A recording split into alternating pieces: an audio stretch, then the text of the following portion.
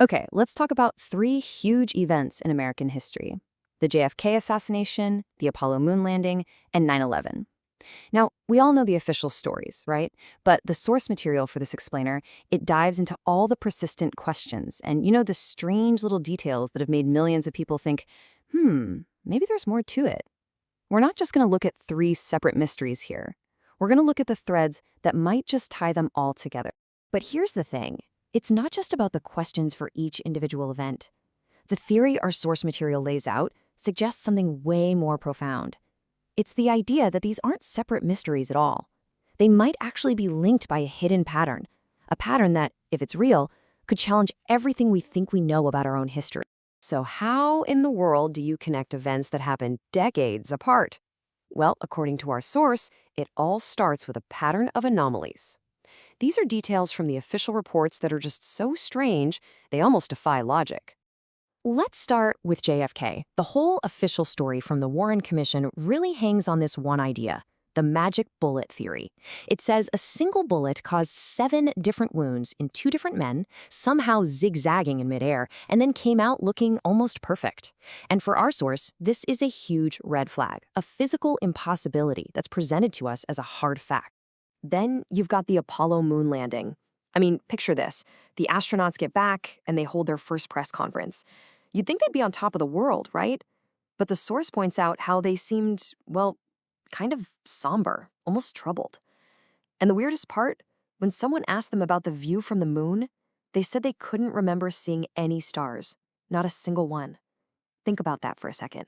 From the clearest possible vantage point in human history, and no stars.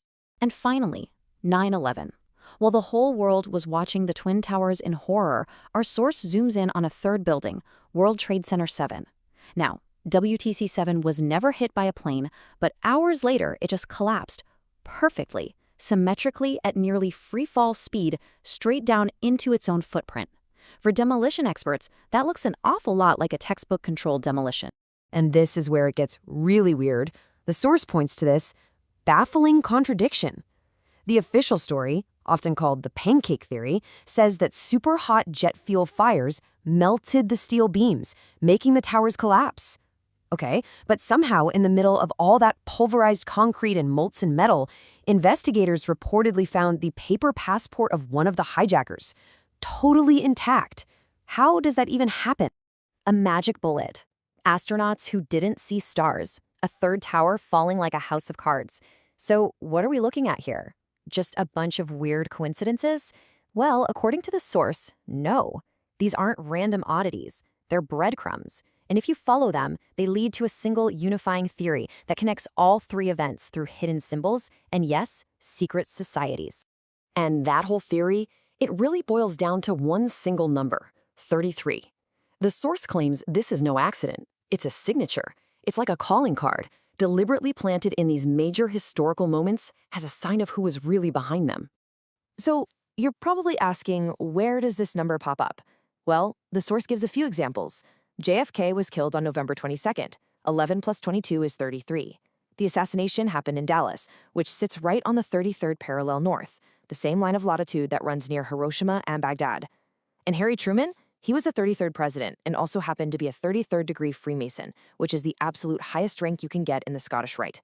But come on, how could a conspiracy this massive stay secret? The source suggests it's because of a pretty brilliant layered structure. On the outside, at the lowest level, members think they're just part of a charity, doing good things. You move up a level, and the mission gets deeper. Now you're doing God's work.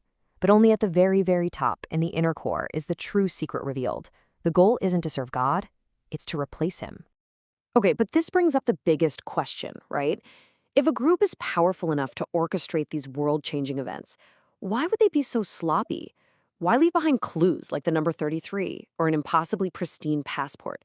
Well, according to the source, it's not a mistake. It's intentional. It's a feature, not a bug. They call it the revelation of the method.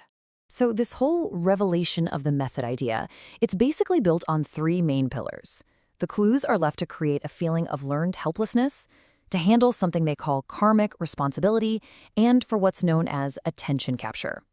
Let's break them down. First up, learned helplessness. This is straight up psychological warfare. The idea is that by showing you what they're doing, and by showing you they can get away with it, they crush your will to resist.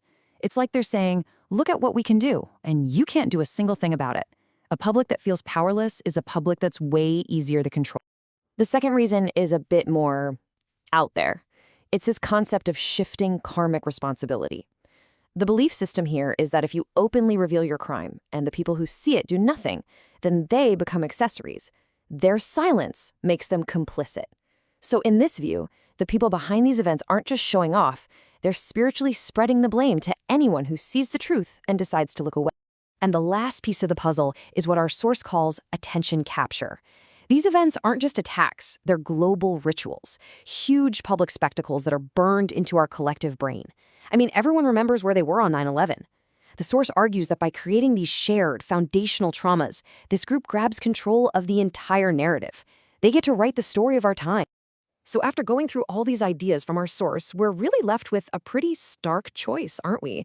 Are we supposed to believe that our history is just one long string of completely unbelievable coincidences and bizarre anomalies? Or do we consider the possibility that these huge events are connected by some kind of hidden, deliberate design? The source ultimately boils it all down to one final, unsettling question for you to think about. Which is the more disturbing idea? That we live in a world of pure chaos, filled with random, unbelievable coincidences? Or that we live in a world where a hidden power is shaping our history and is deliberately leaving clues behind so that we know they're doing it?